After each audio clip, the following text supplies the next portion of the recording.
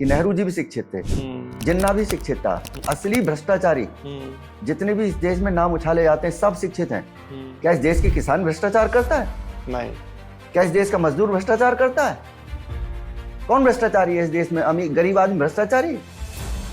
मेहनत करने वाला भ्रष्टाचारी? बिल्कुल। भ्रष्टाचारी से शिक्षित व्यक्ति ही भ्रष्टाचारी है। राजीव सर, मैं सबसे भारी प्रश्न ये है, हर किसी के दिमाग में रहता है, क्योंकि हर पार्टी का एक मैनिफेस्टो होता है, एक एजेंडा होता है। तो आपने जब पार्टी का गठन किया था तो आपकी पार्टी का एजेंडा क्या है? देखिए ध्रुव जी, जहाँ तक एजेंडे की बात है तो मैं आपसे कहना चाहूँगा कि सबसे पहले ये प्रश्न मुझसे इलेक्शन कमिश्नर ने किया था जब ये पार्टी गठन होने के लिए गई थी, और आज मैंने किया, और आज आपने किया है। इसका मतलब ये कोई प्रश्न हल्का प्रश्न नहीं है। सही बात है कि जिसे हर कोई कर सके या किसी की समझ में आसानी से आ सके। तो व्यवसाय ये उन लोगों ने नहीं बनाया है, इलेक्शन कमीशन इस बात का उत्तरदायी है कि इलेक्शन कमीशन इस बात का क्यों नहीं इस बात को संज्ञान में लेता कि इलेक्शन कमीशन को चाहिए कि जो भी उम्मीदवार हैं उन उम्मीदवारों से लिस्ट मंगा ले कि भाई ये उम्मीदवार हैं, और उनसे 50,000 रुपया, 1 लाख रुपया, 2 लाख रुपया एक मुफ्त रकम जमा करा ले और उनका प्रचार वो अपने माध्यम से करे। जनता जिसे चुनना चाहेगी चुन लेगी। आप क्यों 10 लाख, 20 लाख, 50 लाख की सीमा लगाते हैं? लोग 4-4 करोड़ का, 5-5 करोड़ का एमएलए का टिकट लाते हैं। इलेक्शन कमीशन को पता नहीं है? सब पता है इलेक्शन कमीशन को, पर क्या है, आंख बंद करके बैठा है। व्यवसाय बन गया ना, अपना काम बनता, भाड़ में जाए जनता। तो जो ये पार्टी का गठन होता है, ये इतनी बड़ी पार्टी बन गई आम आदमी पार्टी कुछ ही समय में, तो इसके पीछे के जो फंडिंग के राज होते हैं, इसके बारे में आप कुछ बात करना चाहेंगे? फंडिंग के पीछे जो खूब चर्चाएं चली हैं, बहुत लोगों ने बहुत कुछ कहा है कि फोर्ड फाउंडेशन से पैसा आया था, और जैसा कि केजरीवाल जी ने शोर मचाया था कि हम लोग भ्रष्टाचार के खिलाफ हैं, विरुद्ध हैं, हम ये करेंगे, हम लोकपाल लाएंगे, हम ये करेंगे, वो करेंगे। लेकिन मैंने जैसा कि आपका, जनता इस देश की बहुत मासूम है, उसको आप एक छोटे बच्चे को जैसे आइसक्रीम दीजिए और 500 का नोट छीन लीजिए, वो हालत इस देश की जनता की रही कि उसको मात्र कुछ रुपयों की बिजली फ्री दी गई, कुछ रुपयों का पानी फ्री दिया गया और उनके हाथ से कीमती वोट ले लिया। नमस्कार दोस्तों, राधे राधे। स्वागत है आपका एक और पॉडकास्ट में, जिसमें हम बात करेंगे राजीव शर्मा जी की, जो कि बुलंदशहर के रहने वाले हैं। तो एक छोटे से गांव से आकर कैसे एक व्यक्ति ने इतनी बड़ी पार्टी खड़ी करी। सर ने जो है इंडिया अगेंस्ट करप्शन में अन्ना हजारी के साथ कंधे से कंधा मिलाकर योगदान भी दिया। इंडिया अगेंस्ट करप्शन जब स्टार्ट हुआ था, एक मुद्दा स्टार्ट हुआ था, उससे पहले सर की पार्टी रजिस्टर्ड है 2011 से, लेकिन उन्होंने अपनी पार्टी को पीछे धकेल दिया ताकि वो देश में जो भ्रष्टाचार चल रहा है उसके खिलाफ अपनी आवाज को उठा सके। तो क्या मुद्दे रहे थे, क्या कारण रहे थे, उसके पीछे की हम सारी आज डिस्कशन करने वाले हैं। क्यों उन्होंने अपनी पार्टी पर उतना ध्यान नहीं दिया, अपने कार्यकर्ताओं को उन्होंने पीछे छोड़ के लोगों का साथ दिया, और उसके बाद क्या क्या कहानी हुई। तो इस कंप्लीट पॉडकास्ट में आज हमारे साथ हैं राजीव शर्मा जी, जो कि फाउंडर हैं राष्ट्रीय शक्ति पार्टी इंडिया के, जो कि अब भारत में भी कन्वर्ट हो चुका है डॉक्यूमेंट्स में। तो राजीव सर, स्वागत है आपका हमारे शो में। कैसे हैं आप? राधे राधे। राधे राधे सर। सर, मेरा सबसे पहला सवाल आपसे ये है कि ऐसा आपको क्या दिखा था दूसरी पार्टीज में जो वो नहीं कर पा रहे थे हमारे देश हित में, कि आपको अपनी पार्टी स्टार्ट करने की जरूरत पड़ गई कि मैं भी एक पार्टी का फाउंडेशन करता हूँ, जो एक पार्टी को जन्म देना पड़ा? जी हाँ, मैं ध्रुव जी एक बात आपसे कहूंगा, जो आपने प्रश्न किया है कि ऐसी मुझे क्या जरूरत पड़ी। जरूरत इसीलिए पड़ी थी उस समय, जैसे आपने भी कहा कि पार्टियां, उस समय पार्टी सिर्फ एक होती थी, कांग्रेस जी। बीजेपी की बात अगर करेंगे तो बीजेपी उस समय न सत्ता में सेंटर में थी ना दिल्ली में थी जी। दिल्ली में उस समय शीला दीक्षित जी की सरकार थी, हाँ जी, और कांग्रेस उस समय सेंटर में थी। ठीक तो है। दोनों जगह कांग्रेस थी और अधिकांश राज्यों में कांग्रेस ही थी। बीजेपी कुछ एक राज्यों में थी। तो भ्रष्टाचार अपने चरम पर था जी। किसी भी दफ्तर में जाइए, किसी भी जगह जाइए, बिना पैसे के कुछ नहीं होता था जी। और बस मेरे ख्याल से अधिकांश लोग परिचित हैं कि भ्रष्टाचार किस प्रकार से हो रहा था या हो रहा है। सत्य बात। कोई इसे नई बात है नहीं भ्रष्टाचार को कोई बताने का कि भाई ऐसे हो रहा था, वैसे हो रहा था जी। भ्रष्टाचार से सब परिचित थे।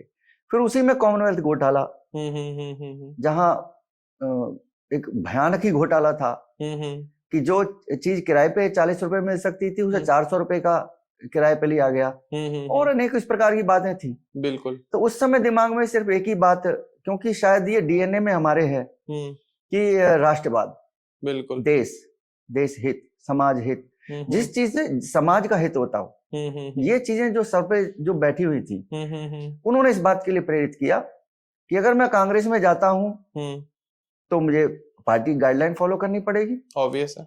बीजेपी में जाता हूं, बीजेपी गाइडलाइन फॉलो करनी पड़ेगी।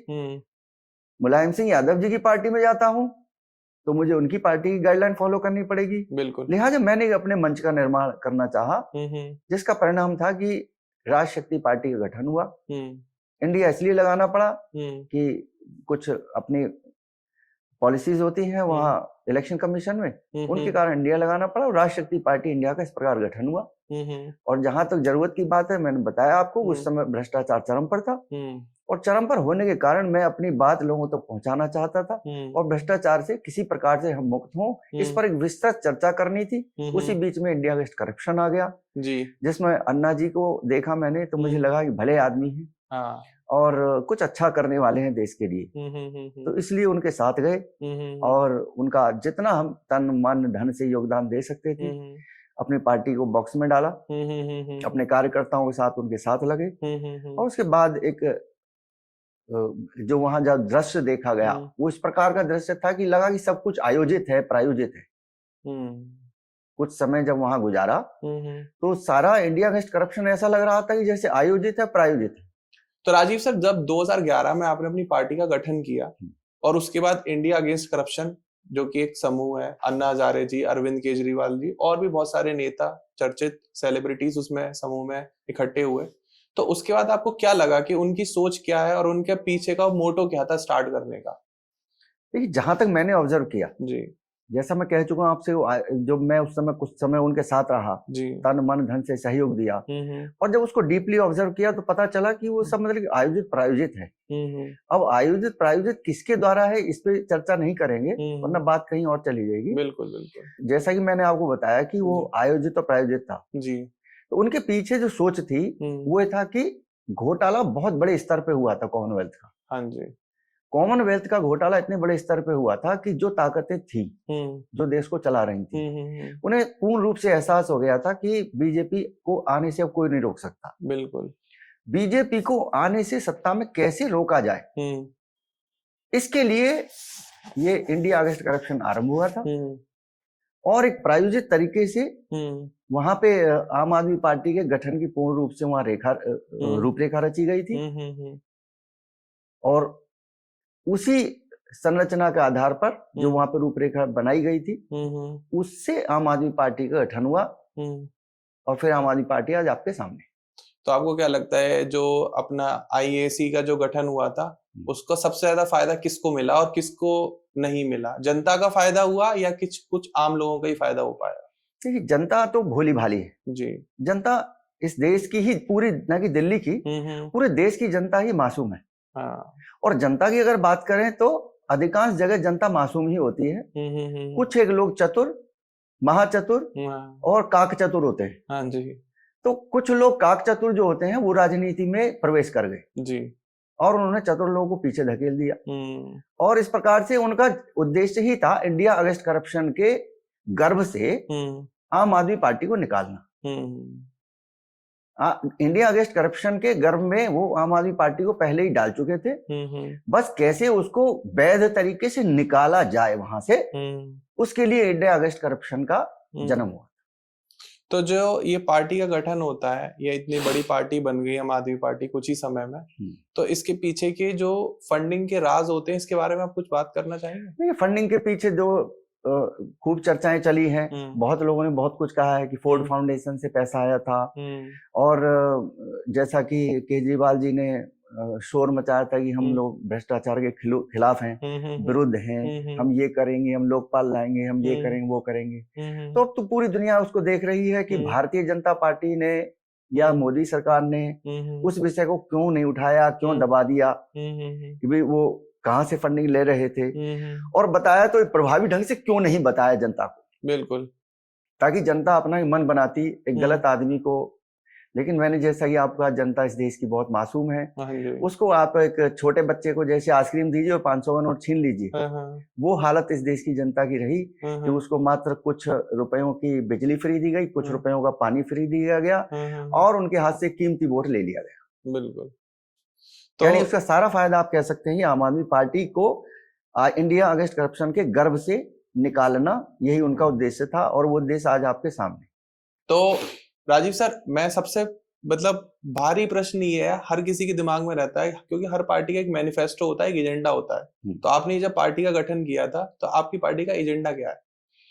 देखिए ध्रुव जी, जहां तक एजेंडे की बात है तो मैं आपसे कहना चाहूंगा कि सबसे पहले ये प्रश्न मुझसे इलेक्शन कमिश्नर ने किया था जब ये पार्टी गठन होने के लिए गई थी, और आज मैंने किया, और आज आपने किया है। आप दूसरे व्यक्ति हैं, तो इसका मतलब ये कोई प्रश्न हल्का प्रश्न नहीं है। सही बात है कि जिसे हर कोई कर सके या किसी की समझ में आसानी से आ सके। तो जो उत्तर मैंने उन्हें दिया था वही उत्तर मैं आज आपको देना चाहूंगा। हाँ जी। तो इलेक्शन कमिश्नर वो शर्मा जी थे शायद वहां पर, और मेरे वकील साहब मेरे साथ थे और कार्यकर्ता और भी साथ में थे। तो उस समय जो प्रश्न का उत्तर ये था कि पार्टी का जो एजेंडा है उसका उत्तर वकील साहब देंगे। तो वकील साहब ने बताना चाहा इलेक्शन कमिश्नर को कि इसका ये एजेंडा है। तो इलेक्शन कमिश्नर जो थे शर्मा जी, उन्होंने कहा कि नहीं, इसका उत्तर हम अध्यक्ष महोदय से लेंगे। अच्छा, वकील साहब आप चुप रहिए। हाँ जी। तो जब उन्होंने मुझसे पूछा तो मैंने कहा कि कमिश्नर साहब आप क्यों मुझे छेड़ रहे हैं? जब मैं अपने वकील साहब को साथ लाया हूं तो वकील साहब से उत्तर ले लीजिए। बिल्कुल। तो ना, नहीं, ये उत्तर हमें आपसे चाहिए कि पार्टी का एजेंडा आपने क्या तय किया है। तो मैंने कागज आपके पास है, उसमें एजेंडा लिखा हुआ है सब। तो उन्होंने वो उस पर भी नहीं माने, उन्होंने नहीं, हम आपसे जानना चाहते हैं। ठीक है, तो ठीक है, अगर आप मुझसे ही जानना चाहते हैं तो मुझे बताइए कि बीजेपी जब पार्टी आई रजिस्ट्रेशन के लिए आई होगी तो उसका भी एक एजेंडा रहा होगा। बिल्कुल बिल्कुल बिल्कुल। तो क्या उस एजेंडे में लिखा था कि हम बाबरी मस्जिद पे जाएंगे और वहां हमारे कार्यकर्ता जाएंगे, उसे ध्वस्त करेंगे, इस प्रकार का? और जब कांग्रेस का कोई एजेंडा रहा होगा तो उसने लिखा होगा उस एजेंडे में कि हम इतना बड़ा भ्रष्टाचार करेंगे। सही बात है, उस एजेंडे में लिखा होगा, आप बताइए। तो इस पर कमिश्नर साहब चुप हो गए। तो मैंने कहा देखिए कमिश्नर साहब, यहाँ जो पार्टियां रजिस्टर्ड होने के लिए आती हैं वो खास संरचना में ढल करके आती हैं कि आपकी ये डिमांड है, उस डिमांड के अनुरूप भी यहाँ रजिस्ट्रेशन हो जाए, इस प्रकार से यहाँ आती हैं और वो रजिस्टर्ड होकर के चली जाती हैं। पार्टियों के कोई भी जो एजेंडे होते हैं ज्यादातर हिडन एजेंडे होते हैं, और उन हिडन एजेंडे में सारी पार्टियां क्या कर रही हैं वो तो जाने, पर हमारा हिडन एजेंडा कुछ नहीं है।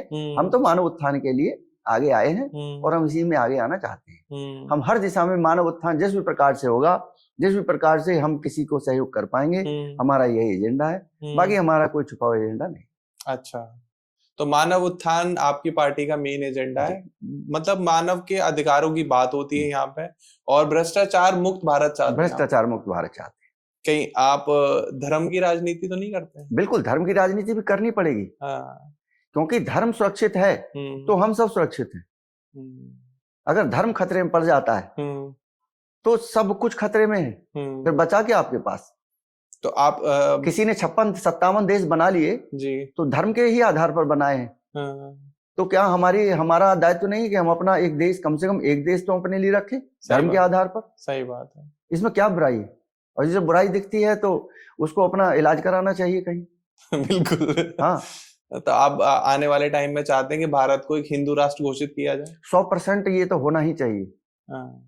मैं तो परम पूज्य धीरेन्द्र शास्त्री जी का चरण वंदन करूंगा, जहां भी वो मुझे मिलेंगे मैं उनका चरण वंदन करूंगा, उनको साधुवाद दूंगा कि वे आज फूलों में पल सकते हैं। आज क्या नेता, क्या अभिनेता आज उनकी चरण वंदना कर रहे हैं। उनका इशारा हो जिस चीज का, वो चीज हाजिर है। लेकिन वो व्यक्ति आज नंगे पांव रोड पर एक किसी की रक्षा, किसी की सुरक्षा के लिए बांग्लादेश के हालात को देखते हुए और दुनिया भर में जो हालात हो रहे हैं उनको देखते हुए, वह आदरणीय शास्त्री जिस प्रकार से पदयात्रा कर रहे हैं, मैं उनको कोट कोट साधुवाद देता हूँ इस मंच से, इस जगह से, और उनके चरण वंदन करता हूँ यहीं से कि भाई उन्होंने बहुत हमारे लिए जो किया है या करने का प्रयास कर रहे हैं। मैं उस मुहिम में उनका साथी हूँ, सहभागी हूँ, भागीदार हूँ।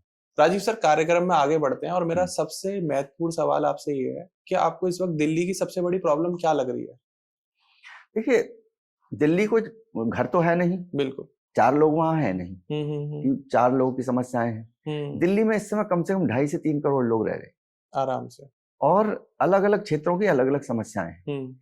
लेकिन अगर आप उसे एक या दो सूत्र में बांध के एक चीज में देखना चाहें, एक परिप्रेक्ष्य में, तो दिल्ली की सबसे बड़ी समस्या है कि नेतृत्व की कमी है। आज तक कोई दिल्ली को ऐसा नेतृत्व नहीं मिला जो दिल्ली का सही प्रकार से विकास कर सके। दिल्ली को बहकाने वाले या दिल्ली की जनता को बहकाने वाले ऐसे लोग मिले हैं, जिसमें बहुत बड़ा नाम तो इस समय केजरीवाल जी का शामिल हो गया। 15 साल शीला दीक्षित जी ने राज किया। उनके राज में जो डेवलपमेंट हुआ, उन्हें भ्रष्टाचारी खुद अरविंद केजरीवाल जी ने घोषित किया, और उन्होंने स्वयं को भी मान लिया था कि हाँ, हमने भ्रष्टाचार किया है। तो इन्होंने इलेक्शन भी जो उन्होंने लड़ा, वो बहुत ही निर्जीव होकर के इलेक्शन लड़ा उन्होंने। मैंने खुद अपनी आंखों से देखा कि उनके जो उम्मीदवार थे वो इस प्रकार से लड़े जैसे लड़े ही नहीं। तो उन्होंने मान लिया था कि हम भ्रष्टाचारी हैं, और उन्होंने ये अपना एक और रूप, मान लीजिए कि जैसे किसी जगह पे आपको कोई नहीं पूछ रहा है, तो आपने अपना बेटा बिठा दिया। हाँ। आपने सत्ता का परिवर्तन जो हुआ है वो ऐसे हुआ है कि केजरीवाल जी कांग्रेस की ही एक और कड़ी है। कांग्रेस का एक रूप ही है केजरीवाल, इससे ज्यादा कुछ नहीं है। बिल्कुल। आप सोचते हो आम आदमी पार्टी नहीं है। वह कल भी खास आदमी पार्टी थी, वो आज भी खास आदमी पार्टी है, और आगे भी वो खास आदमी पार्टी रहेगी। जहां कांग्रेस पीछे हटेगी वहां आम आदमी पार्टी आगे बढ़ेगी। ये आज आप लिख लीजिए, आप इस आज का दिन मैं जो आपसे बोल रहा हूँ। जहां जहां कांग्रेस मजबूत है वहां आम आदमी पार्टी कभी नहीं आ सकती। आम आदमी पार्टी सिर्फ वहां आएगी जहां बीजेपी कमजोर है, जहां कांग्रेस पीछे हट जाएगी। ये आज आप लिख लीजिए, आज मैं आपके चैनल पे कह रहा हूँ इस बात। लेकिन शुरुआत तो आम आदमी पार्टी या अन्ना हजारे या इंडिया अगेंस्ट करप्शन मूवमेंट की यहीं से हुई थी कि हम कांग्रेस के खिलाफ हैं, भ्रष्टाचार के खिलाफ। देखिए, जब गर्भ में एक बच्चा पल रहा था, उस बच्चे को दुनिया में लाना था, और वो लाना इसीलिए था कि कुछ कुकर्मों पे पर्दा पड़ जाए। अच्छा। तो कांग्रेस अपने जो कुकर्मों पे पर्दा डालना चाहती थी, तो वो पर्दा डल नहीं पा रहा था। उसमें बीजेपी का दिल्ली में आना तय था। दिल्ली में भाजपा कैसे रुके, तो उसके लिए एक नया चेहरा चाहिए था, नई पार्टी चाहिए, एक नया चेहरा। उस नए चेहरे को हम कैसे लॉन्च करें, उस लॉन्च करने के लिए इंडिया अगेंस्ट करप्शन के मंच को चुना गया, और बहुत ही प्लान वे में वहां ये तय कांग्रेसी नेताओं की ओर से बोला गया कि अगर आपको इतना ही चुल है, क्षमा करें मैं शब्द बोल रहा हूँ, लेकिन ये देसी शब्द है कि भाई अगर आपको ऐसी चुल है तो आप पार्टी बना लीजिए। तो वहां से इसको मुद्दा बना करके, जो कि बार बार कसमें खाते थे हम पार्टी नहीं बनाएंगे, और उन्होंने फिर पार्टी बना ली, जो कि उन्हें बनानी ही थी। वो तो दुनिया को दिखाना था कि देखो हमने इसलिए बनाई, बाकी कुछ नहीं। मैंने आपसे बताया, दिल्ली की जनता, भारतीय जनता बहुत मासूम है, राजनीति का कैसे भी नहीं जानते, जानने का दावा कितना भी करें। राजनीति अपने आप में एक बहुत बड़ा विषय है। सही बात है, कुछ साधारण विषय नहीं है। मैं भी मानता हूँ ये बात, साधारण विषय नहीं है। ये शतरंज जितना टेढ़ा और उससे भी कई गुना टेढ़ा ये गेम है। इसे समझना आसान नहीं। ये एक ऐसी राजनीति अपने आप में एक ऐसी चिड़िया है जिसके पंख नहीं है और उड़ती बहुत अच्छा है। हाँ, तो इसलिए इसकी दिशा समझना, किस दिशा में उड़ेगी, किस गति से उड़ेगी, राजनीति को समझना उतना ही कठिन है। तो आपको क्या ये भी आप मानते हैं, या आपकी विचारधारा है कि जब कोई व्यक्ति अपने क्षेत्र से लड़ता है और वो उसी क्षेत्र में बड़ा हुआ है, उसी क्षेत्र में उसका जन्म हुआ है, तो उसका ज्यादा विकास कर पाता है एज कम्पेयर टू कोई बाहरी आदमी आके वहां पर सीट पर चुनाव लड़े और जीत के वहां के विकास के बारे में सोचे? देखिए, मैं इस विषय में तो यही कहूंगा कि किसी का लोकल होना और किसी का बाहरी होना, अगर व्यक्ति भारतीय है तो बाहरी तो है नहीं। बिल्कुल। अगर केजरीवाल जी हिसार से आकर के दिल्ली रहने तो कोई बड़ी बात नहीं है। बात है कि आपके हृदय में मानवता की सेवा की भावना है कि नहीं। सही बात है, ये बड़ी बात है। आपके हृदय में भावना ही ये है कि मैं दारू बांटूंगा, पैसा बनाऊंगा, भ्रष्टाचारियों को जेल में ठूसूंगा। आप दुर्भावना से भरे हुए हैं, और लोगों को दिखाएं कि मैं सद्भावनाओं से भरा हुआ हूं, और फिर आप राजनीति में एक प्लान वे में आप एंट्री कर जाते हैं। कांग्रेस का पूर्ण समर्थन से ये आम आदमी पार्टी पैदा हुई है, वरना किसी भी पार्टी की इतनी औकात नहीं है किसी भी पार्टी की कि जो मात्र प्रथम बार में इलेक्शन लड़े और प्रथम बार में जीत करके इस प्रकार से सत्ता में आवे, फिर दूसरी बार लड़े, दूसरी बार आवे, तीसरी बार लड़े, तीसरी बार आवे, पूर्ण बहुमत से, वो भी समझे। ये सिर्फ और सिर्फ किसी बड़ी ताकतों के समर्थन से ही संभव है। ये आज आप लिख लीजिए ठीक से, मैं बता रहा हूं आपके चैनल पे। आम आदमी पार्टी ने अभी तक दिल्ली में क्या क्या किया है या क्या कुछ नहीं किया है? आम आदमी पार्टी दिल्ली में कुछ नहीं कर सकती, क्योंकि आम आदमी पार्टी अगर मैं कहूं तो कठपुतली है कांग्रेस की। अब कांग्रेस की पीछे 15 साल सरकार रही और कांग्रेस की सेंटर में सरकार रही, कांग्रेस ने तब कुछ खुद नहीं किया, तो वह आम आदमी पार्टी से क्या करवा लेगी? स्क्रिप्ट मिलती है, केजरीवाल जी उसे पढ़ते हैं, ऊपर से निर्देश होते हैं, केजरीवाल जी उसे दोहराते हैं। केजरीवाल जी खुद कुछ भी नहीं है, वह कल सरकारी नौकर थे, आज वह कांग्रेसी नौकर की तरह काम कर रहे हैं। इसलिए दिमाग से आप अपने निकाल दीजिए कि आम आदमी पार्टी कुछ दिल्ली में कर पाएगी। आप यमुना जी का हाल देख लीजिए, आप दिल्ली में ये अभी कभी केजरीवाल जी से आपका आमना सामना हो जाए, उनके किसी समर्थक से हो जाए और कि अवध ओझा जी से हो जाए कि जो उन्हें भगवान बता रहे हैं, तो आप उनसे जरूर पूछ लेना कि भैया कहाँ तो यमुना जी का हाल आपका गया, जो आप इतना बता रहे थे, दावे कर रहे थे, कहाँ कूड़े का पहाड़ गया। और ये जो फ्री की जो चीजें आप बांटी जा रही हैं, ये वही व्यक्ति बांटता है जिसमें क्वालिटी नहीं होती। By one get 5, by one get 5 हो रहा है सिर्फ, कि माल नहीं बिक रहा तो ऐसे बेचो। अगर क्वालिटी होती तो बाई वन गेट 5 नहीं होता। सही बात है, ठीक है भाई। आम आदमी पार्टी को बस आप इतना ही समझिए। तो इधर आप बात कर रहे हैं कि अरविंद केजरीवाल ने शराबें बांटी, फ्री बांट रहे हैं, लेकिन अरविंद केजरीवाल हेल्थ और एजुकेशन पे भी तो काम कर रहे हैं, वो भी तो फ्री दे रहे हैं। वो देखिए, मैं कहूँ कि हेल्थ की बात करें तो हेल्थ तो केजरीवाल जी खुद की ठीक नहीं रहती। ठीक है तो आप इस बात को दिमाग से निकाल दें कि वो किसी और को हेल्दी बना सकते हैं। बिल्कुल। दूसरी बात आती है शिक्षा की। तो मैं यही कहूंगा कि क्या इससे पहले सब लोग अशिक्षित थे? नहीं। मूर्ख थे? नहीं। अज्ञानी थे? नहीं। तो क्या उन्होंने कर दिया भाई? फिर 12वीं के बाद जो बच्चे धक्के खा रहे हैं उनकी जॉब की बात करिए ना आप। आपने 10,000 लोगों को निकाल दिया रातों रात, रोड पे धक्के खाने के लिए मजबूर कर दिया उन्हें। पहले आपने उन्हें उसमें बसेस में गार्ड के तौर पर रखा था। आपको अगर उस विषय में जानकारी हो तो? मुझे ज्यादा जानकारी नहीं है। चलिए, उसमें यह है कि बसेस में उन्होंने 10,000 लोगों को रखा था, उनको निकाल दिया गया। आप शिक्षा की बात मत करिए खाली, आप सोचिए कि एक व्यक्ति जो 12वीं पास करके निकल रहा है, अब आगे इसका क्या भविष्य होगा? आपने उस भविष्य पे चर्चा की? शिक्षा शिक्षा शिक्षा शिक्षा पाने से किसी का भला नहीं होने वाला है। इस देश में बहुत लोग हैं शिक्षित, बहुत घूम रहे हैं, खाली दिल्ली से बाहर से लोग शिक्षित होकर आ रहे हैं, दिल्ली में आ रहे हैं। आपने उनके लिए क्या किया है? खाली आप एक ढिंडोरा पीटते हैं। आपने दीवारें अच्छी रंगवा दी।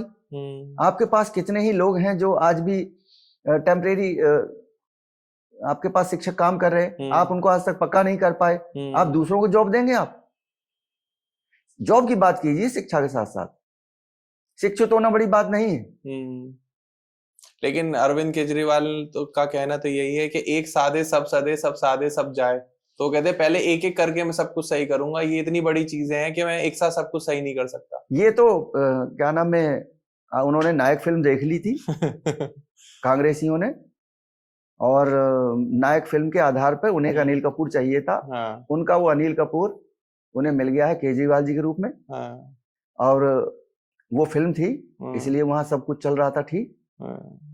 फिल्म नहीं है ये रील नहीं, रियल है। तो आपको क्या लगता है? यहाँ सब कुछ ठीक चलेगा और ये सब ठीक कर पाएंगे?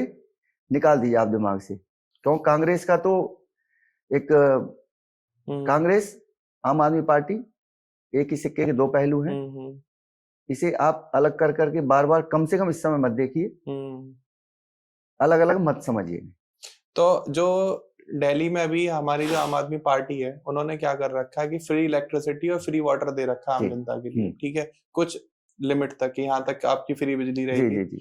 तो आपको क्या लगता है कि इस स्कीम की वजह से जो हमारा देश का जो धन है, जो हम लोग टैक्स पे करते हैं, तो उसके इकोनॉमिक्स पे काफी असर पड़ सकता है इसका? देखिए, इकोनॉमी पे क्या असर पड़ता है वो तो इकोनॉमिस्ट ही बताएंगे जी, क्योंकि मैं एक साधारण व्यक्ति हूँ। जी जी जी। हाँ, मैं ये जरूर कह सकता हूँ कि इस पूरे भारत में अगर कहीं का वोटर समझदार है तो वो उत्तर प्रदेश का है, और मैं भी उत्तर प्रदेश से आता हूँ, तो इसका मतलब मैं भी समझदार हूँ। आप आते हैं तो आप भी। तो ध्रुव जी, मैं ये कहूंगा कि ऐसा मैं किस आधार पर कह रहा हूँ, वो आधार इस प्रकार है कि मुलायम सिंह यादव जी के पुत्र जी हैं, उन्होंने ही बोला था कि हम 300 यूनिट फ्री देंगे, हम साइकिल फ्री देंगे, हम फला फला फ्री देंगे, हम लैपटॉप फ्री देंगे, फला मोबाइल फला फ्री देंगे, क्या क्या था वो पता नहीं ठीक से, वो सब फ्री देंगे। केजरीवाल जी आए तो उन्होंने भी बोला था हम ये फ्री देंगे। लेकिन भारत में उत्तर प्रदेश के लोगों ने दोनों को बुरी तरह से नकार दिया। लोकसभा इलेक्शन की बात मत करिएगा, फिर लंबा विषय हो जाएगा। उनको बुरी तरह नकार दिया गया, और आज हम 7 रुपए 8 रुपए यूनिट देते हैं, पे करते हैं। उसी के कारण आज उत्तर प्रदेश थोड़ा सुरक्षित महसूस होता है। उत्तर प्रदेश जो आज बदला है वो उत्तर प्रदेश के लोगों ने बदला है। उत्तर प्रदेश में जो आज अगर कोई अच्छी सरकार कही जा सकती है तो ये उत्तर प्रदेश के लोगों का धन्यवाद है।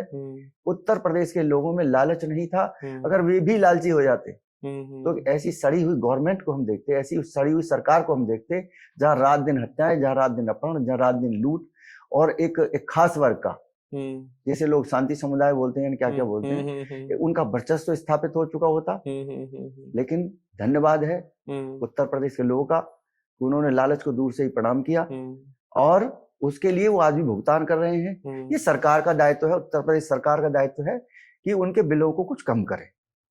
सर, उत्तर प्रदेश पॉलिटिक्स के ऊपर अगर हम आज चर्चा करेंगे इस कार्यक्रम में तो बहुत लंबा हो जाएगा, क्योंकि तो बहुत सारे विषय हैं। बिल्कुल बिल्कुल, चाहे वो अयोध्या में बीजेपी के हारने का हो, चाहे वो राम मंदिर के बनने का हो, चाहे वो योगी जी के ऊपर हो, या हमारे विकास मॉडल के ऊपर हो, तो हम किसी और दिन इस बारे में लंबी चर्चा करेंगे हमारे व्यूअर्स के लिए। अगला क्वेश्चन है कि अभी आपने देखा होगा आम आदमी पार्टी में एक बहुत चर्चित व्यक्ति की एंट्री हुई है, उनका नाम है अवध ओझा जी। जी जी जी, जो कि अभी तक यूपीएससी की तैयारी करा रहे थे, जीएस पढ़ाते थे लोगों को, और एक मोटिवेशनल स्पीकर के ऊपर जी जी जी, मैंने रूप में देखा कई जाता बार। है।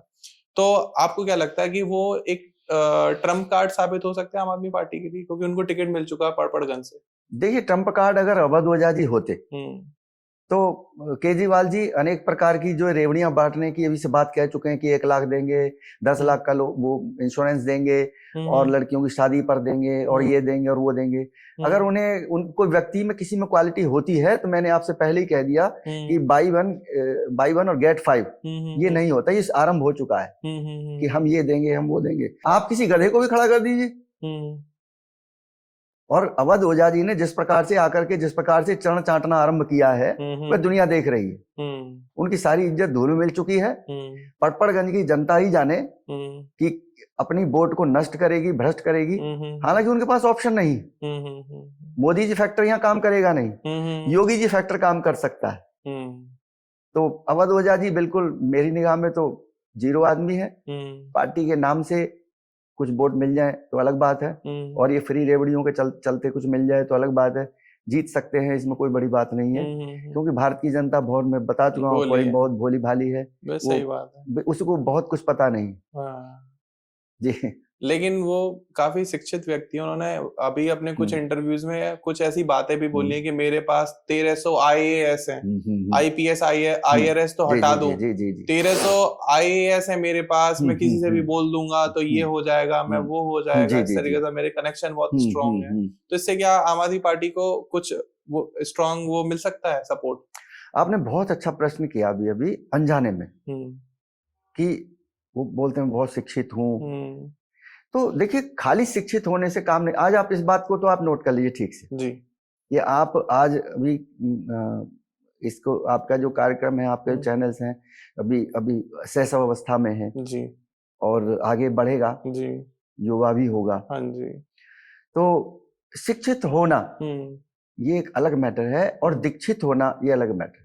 आप खाली शिक्षित हैं तो आप बर्बादी ला सकते हैं, लेकिन अगर आप शिक्षित नहीं है, खाली दीक्षित हैं, यानी आपके पास आप किसी गुरु के, आप एक अच्छे गुरु के, एक उच्च कोटि गुरु के अगर आप शिष्य हैं तो आप व्यवस्थाओं को सुव्यवस्थाओं में बदल सकते हैं। लेकिन अगर आप खाली शिक्षित हैं तो आप व्यवस्थाओं को अव्यवस्थाओं में बदल सकते हैं, जो कि निरंतर होता आया है। क्या भारतवर्ष में इससे पहले पढ़े लिखे लोग नहीं आए? बहुत लोग। क्या आप नेहरू जी को अनपढ़ कहेंगे? नहीं, जिन्होंने आते ही भारत का पहला घोटाला किया था? क्या आपको मालूम है? आपको नहीं मालूम? मुझे जानकारी नहीं, मेरा जन्म मैं बता रहा हूँ ना आपसे कि नेहरू जी भी शिक्षित थे, जिन्ना भी शिक्षित था, और कितने नाम है आपके लोग असली भ्रष्टाचारी जितने भी इस देश में नाम उछाले जाते हैं सब शिक्षित हैं। क्या इस देश के किसान भ्रष्टाचार करता है? नहीं। क्या इस देश का मजदूर भ्रष्टाचार करता है? कौन भ्रष्टाचारी है इस देश में? अमीर गरीब आदमी भ्रष्टाचारी?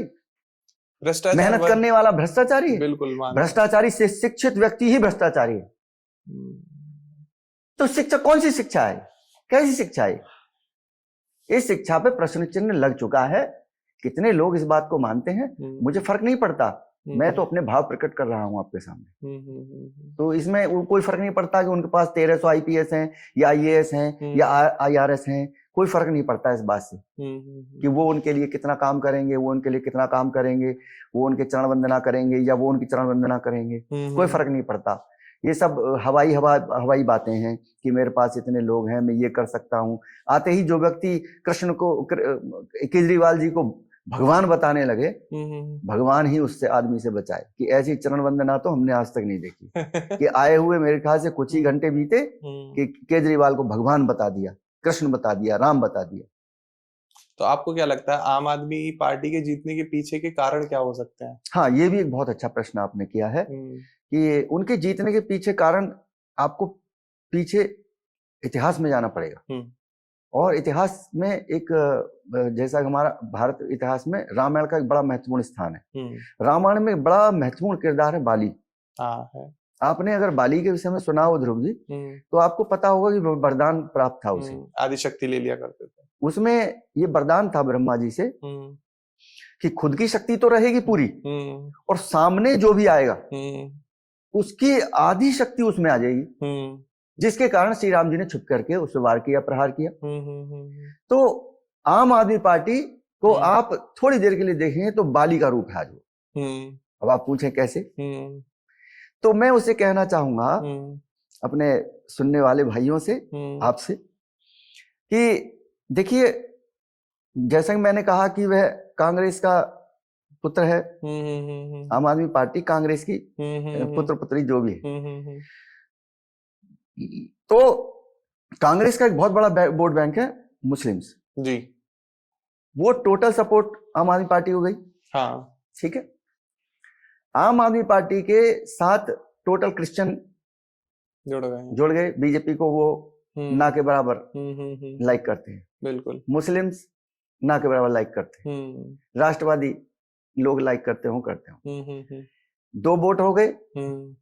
तीसरा वोट जो उन्होंने झाड़ू लिया है चिन्ह, कुछ लोग उससे स्नेह करने वाले जुड़ गए। चौथा कारण, 3 कारण शायद आप समझ गए। फिर पहला कारण पूरा टोटल मुस्लिम वोट बैंक हो गया, दूसरा वोट बैंक क्रिश्चियंस हो गया, तीसरा वोट बैंक उनका जो झाड़ू से स्नेह करने वाले लोग हैं वो हो गए, चौथा वोट बैंक उनका वो हो गया जहां उनकी रेवड़ियां बटी, फ्री का खाने वाले भोले भाले मासूम लोग जिन्हें पता ही नहीं है कि एक आइसक्रीम किसी ने पकड़ा दी 5 रुपए की और 500 रुपए की छीन ली हमसे, जिन्हें भोली भाली जनता को पता नहीं। चौथा कारण हो गया, ये हो गया कि आप फ्री सब बांट रहे हैं। और 5वां कारण ये है सबसे बड़ा कि कुछ फिर हिंदू वर्ग से, जिन्हें भाजपा में स्थान नहीं था, वो पद आदि उन्हें आम आदमी पार्टी में मिल गए, जो कांग्रेस में नहीं मिल सकते थे, बीजेपी में नहीं मिल सकते थे, तो उनको अवसर मिल गया आम आदमी पार्टी में। तो इससे आधी शक्ति तो उनकी उधर हो गई और आधी शक्ति और हिंदुओं की आ गई। अब आप मान लीजिए कि 75% हो गया, जीतना तो तय है। और आप उम्मीद मत करिए, मैं कह रहा हूं हो सकता है कि इस बार फिर से चांस हो रहे हैं, बीजेपी के जीतने के चांस बिल्कुल ना के बराबर है। मैं आज आपके मन से बता रहा हूँ। लोग अभी दुनिया भर के चैनल क्या बोल रहे होंगे मुझे पता नहीं, मैं बता रहा हूं आपको कि आम आदमी पार्टी के जीतने के फिर से चांस हैं। चांस है या श्योर है? मैं श्योर तो मैं इसलिए नहीं कहूंगा कि वो तो रिजल्ट ही तय करेंगे, ये तो भविष्यवाणी हो जाएगी। श्योर कहने का मतलब है भविष्यवाणी, और मैं भविष्यवक्ता नहीं हूँ। हाँ, मैं तो यही कहूंगा कि हाँ, जीतने के फिर से चांस हैं। यानी बादल ऐसे मंडरा रहे हैं, जो पहले मंडरा रहे थे वही बादल अभी भी मंडरा रहे हैं। उनके भ्रष्टाचारी होने से या जेल में जाने से किसी को कोई फर्क नहीं पड़ता। लोगों को फर्क पड़ता है कि इलेक्शन आएंगे तो हमें क्या मिलेगा। सही बात है, क्योंकि भोले हैं, मासूम है, उन्हें भविष्य नहीं दिख रहा है, उन्हें तुरंत का दिख रहा है। एक छोटे बच्चे को तुरंत का दिखता है, उसे अपने भविष्य से कोई लेना देना नहीं। उसे पता नहीं कि चॉकलेट खाने से मेरे दांत सड़ जाएंगे, वो चॉकलेट खा लेता है। सोई भोले भारत की दिल्ली की जनता है। तो राजीव सर, मेरा सवाल ये था आपसे कि 2 बार दिल्ली में इलेक्शन हुए अभी, और दोनों बार बीजेपी प्रॉपर हारी है और हमारी आम आदमी पार्टी जो है वो पूर्ण बहुमत से आई है। तो आपको पता है कि मोदी जी एक ऐसे राजनेता हैं जो जहां जाके एक बार खड़े हो गए और उन्होंने एक बार हाथ कर दिया कि कैसे हो भाइयों बहनों, और सारे वोट बीजेपी को चले जाते हैं। लेकिन दिल्ली में उनका जादू या उनका फैक्टर काम नहीं कर रहा। तो आपको क्या लगता है, बीजेपी में कोई एक ऐसा चेहरा है जो मोदी जी के फैक्टर को और निखार के लेकर आए और बीजेपी को दिल्ली में इलेक्शन जितवा सकता है? ऐसी कोई है शख्सियत अभी? देखिए, इस विषय में मुझे बोलना तो नहीं चाहिए, क्योंकि मैंने अपना एक खुद मंच बनाया हुआ है, राष्ट्रशक्ति पार्टी इंडिया, आप जानते हैं। तो लेकिन फिर भी जब आपने पूछा है तो उसका उत्तर भी मुझे देना चाहिए, और इसका उत्तर यह है कि अगर योगी जी चाहें या योगी जी आवे तो यहाँ एक अलग समीकरण बन सकते हैं, अन्यथा तो यहाँ मोदी जी फैक्टर तो बिल्कुल भी काम नहीं करेगा। मैं चैलेंज कर रहा हूँ आपसे, आप लिख लीजिए, मोदी जी फैक्टर दिल्ली में काम नहीं करेगा। लेकिन योगी जी की तो छवि इस तरीके से बनी हुई है कि ये तो बुलडोजर बाबा है, अगर दिल्ली में आगे पूरी दिल्ली गिरा देंगे। नहीं, देखिए, वो जो छवि उनकी क्या बनी है वो मीडिया वाले जाने, आप जाने। मुझे जितना कहना था मैंने कह दिया कि जी योगी जी आए तो समीकरण बदल सकते हैं। मैंने कहा बदल ही जाएंगे, बदल सकते हैं। आप शब्दों में ध्यान देंगे तो आपको लगेगा कि बदल सकते हैं, बदल जाएंगे, मैं नहीं कहा है। लेकिन हाँ, मोदी जी फैक्टर काम नहीं करेगा दिल्ली में। क्यों नहीं करेगा ये अलग विषय है, इसे छोड़ दीजिए। बीजेपी में आप सीएम का चेहरा किसको देखते हैं कि ये अगर चुनाव में इनको सीएम का चेहरा बनाया जाए तो बीजेपी को पूर्ण बहुमत मिल सकती है? तो बीजेपी को चाहिए यूपी से योगी जी को ले आए, तो बाकी यहाँ तो इनके पास कोई फेस नहीं है। डेफिनेटली बता रहा हूँ, इनके पास कोई फेस यहाँ पे सीएम के लिए नहीं। हर बार एक नया चेहरा ट्राई करते हैं, इनके पास फेस है ही नहीं है। और कांग्रेस तो लड़ने वाली है ही नहीं है। कांग्रेस लड़ेगी तो आम आदमी पार्टी को चुपचाप रहना, चुप बैठना पड़ेगा। पिता पुत्र में से एक को बैठना पड़ेगा चुप। आप भूल जाते हैं। नहीं, मुझे याद रहता। अगर आपको याद रहता है तो कांग्रेस आम आदमी पार्टी को जब आप अलग करके देखें आपको उत्तर स्वयं मिल जाएगा। लेकिन आप अगर कांग्रेस को जिताना चाहते हैं तो उसके लिए आम आदमी पार्टी को आपको बिठाना पड़ेगा, फिर फाइट रह जाएगी कांग्रेस और बीजेपी। अगर आप ये चाहते हैं कि बीजेपी तो रहेगी फाइट में, वो बेशक हारे, लेकिन यहाँ दो पहलवान एक ही घर से हैं। तो सर, मेरा आपसे एक प्रश्न था कि आपने देखा होगा ज्यादातर जो राजनीति आजकल भारत में हो रही है वो धर्म के ऊपर हो रही है। धर्म के हिसाब से पार्टीज बदल गई हैं और बट चुकी हैं। तो आपकी पार्टी है या आपके विचार इस बारे में किस तरीके से हैं कि आप धर्म की राजनीति करते हैं? देखिए, सबसे पहली बात तो ये है कि आप धर्म किसे समझते हैं। सबसे पहली बात कि आपके लिए धर्म कुछ और है, मेरे लिए धर्म कुछ और है, उनके लिए धर्म कुछ और है। हम सब एक मत तो नहीं है धर्म को लेकर के।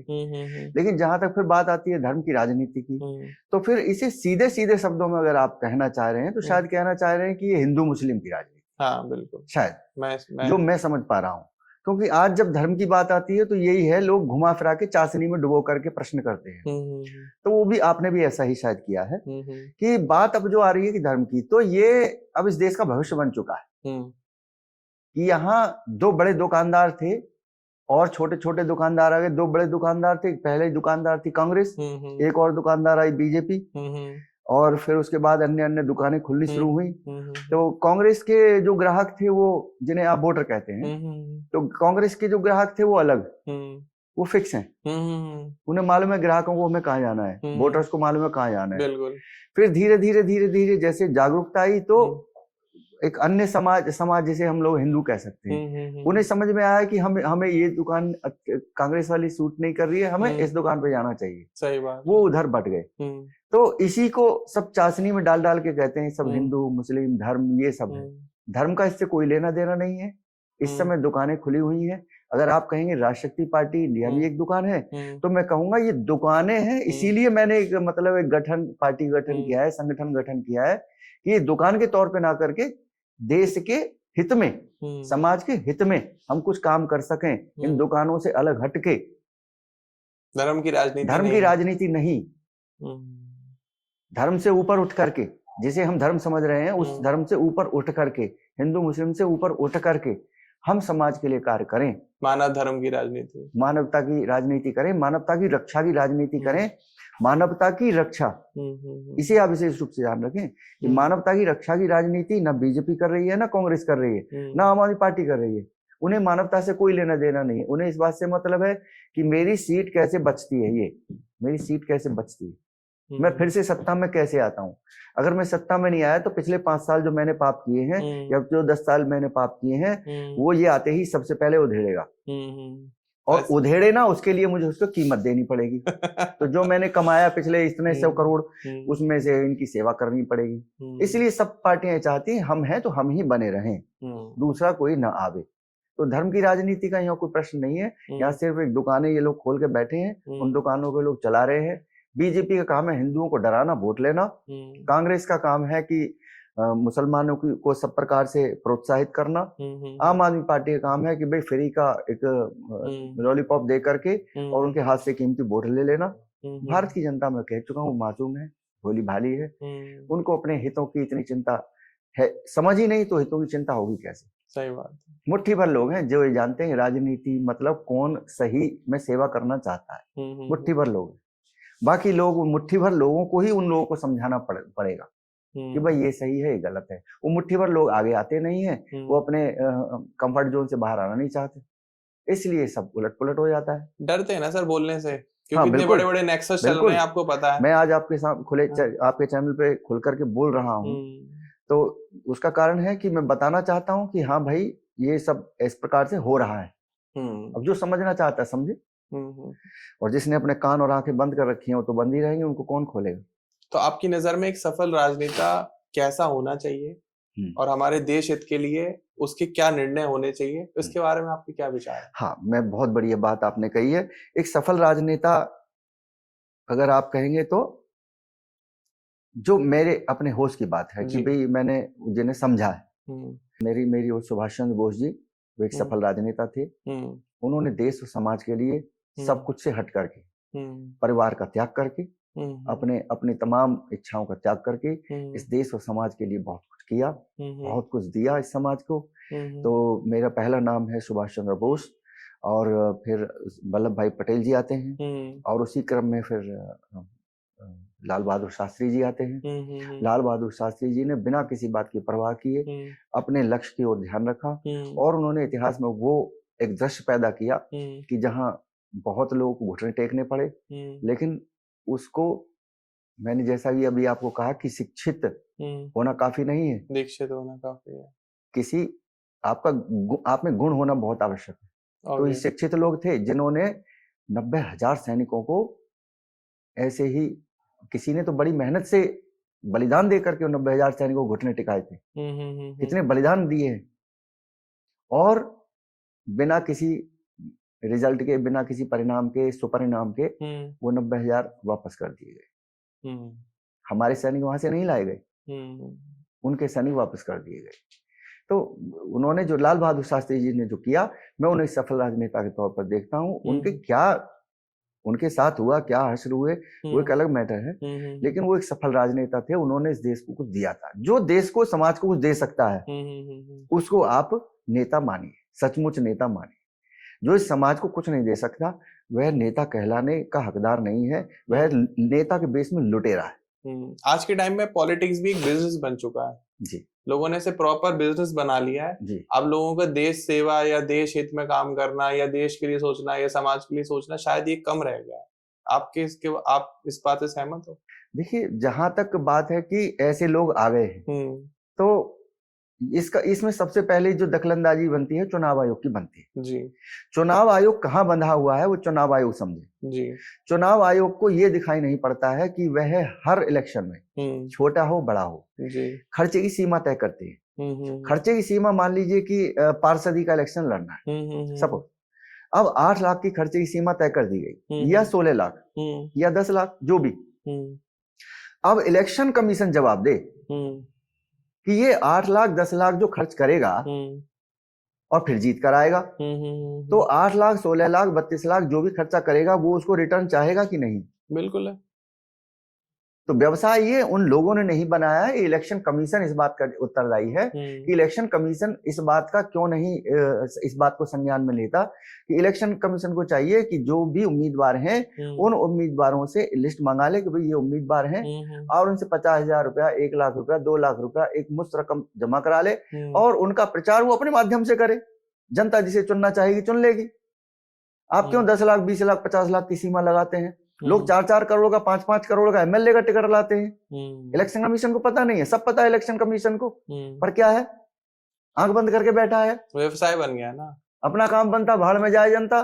सही बात। तो प्रत्येक व्यक्ति का एक कार्य बन चुका है। मैं बता रहा हूं आपको, जिसके हृदय में सेवा भाव नहीं है वह व्यक्ति लुटेरा है, चाहे वह कोई संस्था है, चाहे वह कोई नेतृत्व है, कोई भी है। और अब इस समय लुटेरों का बोलबाला बढ़ता जा रहा है दिन प्रतिदिन। सत्ता में, शासन में, पार्टियों में उन लोगों का वर्चस्व बढ़ गया है जो सिर्फ और सिर्फ धन कमाना चाहते हैं, बल बढ़ाना चाहते हैं।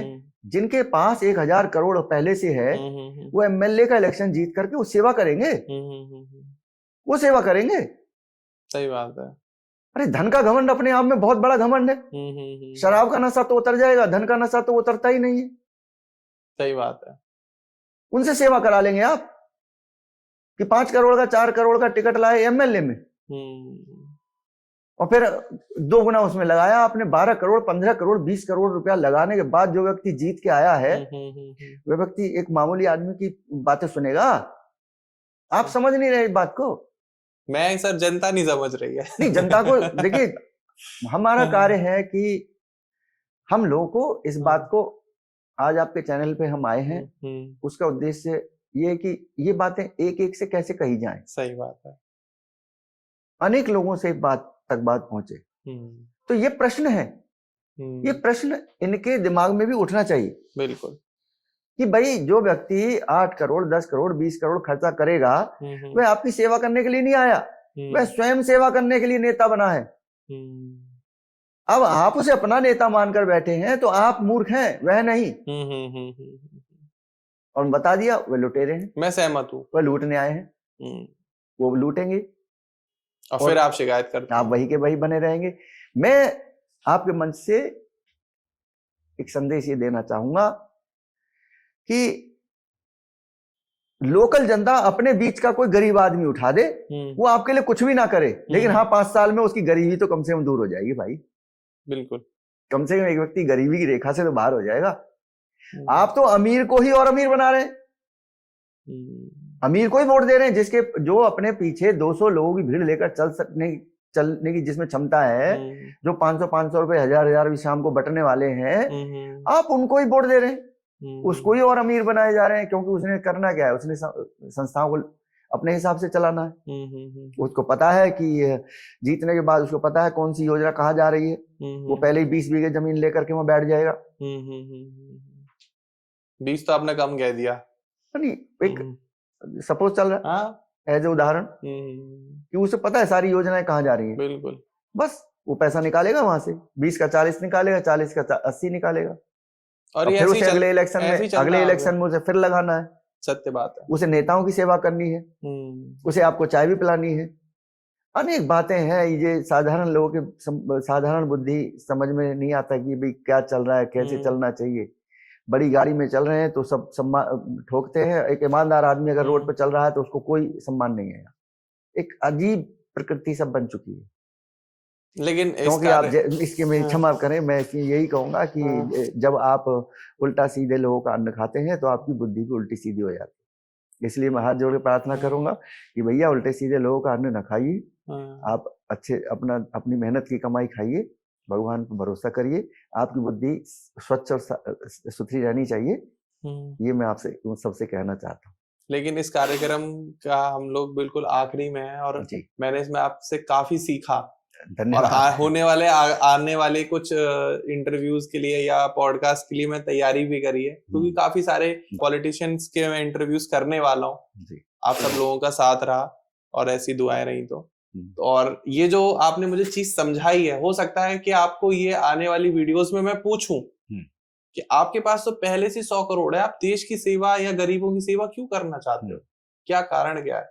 भगवान ने अगर ऐसा सौभाग्य दिया और हो सकता है मैं उनके सामने बैठूं, और मेरा बिल्कुल बेबाक यही सवाल रहने वाला है, और देखते हैं क्या जवाब उनका आएगा, और मैं आपको वीडियो जरूर भेजूंगा। इलेक्शन कमीशन के अधिकारियों को बुलाइए, उनसे पूछिए कि आप इस विषय पे क्या सोचते हैं, आप इसमें क्यों नहीं, आप इसमें कुछ मेरे कहने पर नहीं आ नहीं, पूछिए, बस उनका उत्तर लीजिए। आप कुछ नहीं कर सकते, ये तो मुझे भी पता है। हाँ, सही बात है। तो सर, हम इस कार्यक्रम के समापन की ओर बढ़ रहे हैं, तो आप हमारे व्यूअर्स और अपने व्यूअर्स को कोई लास्ट मैसेज देना चाहेंगे इस कार्यक्रम का? देखिए, अनेक बार बातें होंगी तब जाके कोई बात कही जाएगी, लेकिन हाँ, मैं देश के परिप्रेक्ष्य में जरूर कुछ कहना चाहूंगा, और देश के परिप्रेक्ष्य में मैं यही कहूंगा कि मोदी जी, अब आप आराम कीजिए और योगी जी को देश का नेतृत्व करने दीजिए। मेरी मोदी जी से अपील है, भारतीय जनता पार्टी के उन राष्ट्रवादियों से अपील है कि वे सभी मोदी जी को सलाह दें, उनके कमरे में जो जा पाते हों, चाहे अमित शाह जी जा पाते हो, जो भी, कि मोदी जी अब आप आराम कीजिए और मुख्य धारा में योगी जी को आने दीजिए। ये मेरा आज बीजेपी भाजपा को संदेश है। बाकी आगे कभी कोई और संदेश देना होगा तो अवश्य दिया जाएगा। बाकी सभी स्वस्थ रहें और राष्ट्र शक्ति पार्टी इंडिया का सपोर्ट करें। तो राजीव शर्मा जी के आपने उत्तर सुने, जितने भी मैंने प्रश्न पूछे सर ने उन सारे प्रश्नों का बेबाकी से आंसर करा, और आप भी प्रश्न पूछिए सर से कमेंट सेक्शन में, ताकि हम राजीव शर्मा जी को अगले पॉडकास्ट में फिर से निमंत्रण दें और सर यहाँ पर आए, और आपके जो भी प्रश्न होंगे हम नोट डाउन करेंगे एक एक डायरी पर, और उनके प्रश्नों के उत्तर राजीव सर से हम फिर से पूछेंगे और सर आपके प्रश्नों का उत्तर देंगे, ताकि हम लोगों के चैनल पर, हम लोगों के कार्यक्रम पर सर बार बार आते रहें, क्योंकि सर एक बहुत ही नेक दिल इंसान है, और आपको उनके विचार अगर अच्छे लग रहे हो और उनकी जो विचारधारा है उसमें आपको कोई पॉजिटिवनेस दिख रही हो, जो उन्होंने बातें कही हैं उसमें सच्चाई है और एक पॉजिटिव एस्पेक्ट्स आप देख पा रहे हैं, तो प्लीज इस वीडियो को लाइक करिएगा। और सर के संगठन से जुड़ने के लिए, राष्ट्रीय शक्ति पार्टी इंडिया से जुड़ने के लिए डिस्प्ले पर नंबर शो हो रहा होगा, डिस्क्रिप्शन में सर की ईमेल आईडी और नंबर दोनों मिल जाएंगे आपको, तो प्लीज संगठन से जुड़ें। और आपकी सर पार्टी को मेरी काफी शुभकामनाएं दिल्ली इलेक्शन के लिए। और वीडियो में कुछ भी पसंद ना आया हो या हमने कोई गलती करी हो तो आप प्लीज कमेंट सेक्शन में भर भर के कमेंट भरिए, बताइए कि क्या गलती हुई है या हमने क्या गलत बोला, या आपकी किसी सोच को या आपके किसी पर्सनल एस्पेक्ट को हमने ठोस पहुंचाई हो, तो आप प्लीज कमेंट कर सकते हैं। और हमारे सपोर्ट के लिए प्लीज वीडियो को शेयर करिएगा, ताकि ये जो बातें हैं लोगों तक पहुंचे, क्योंकि बहुत जरूरी है। और चैनल के सपोर्ट के लिए प्लीज सब्सक्राइब बटन दबा दीजिए, आपके इसमें कोई पैसे नहीं लगने वाले, फ्री ऑफ कॉस्ट है। बाकी मिलते हैं अगले कार्यक्रम में, तब तक के लिए जय श्री राधे राधे राधे राधे राधे। आपका बहुत बहुत शुक्रिया यहाँ आने के लिए, इट्स अ ऑनर आप यहाँ आए। धन्यवाद।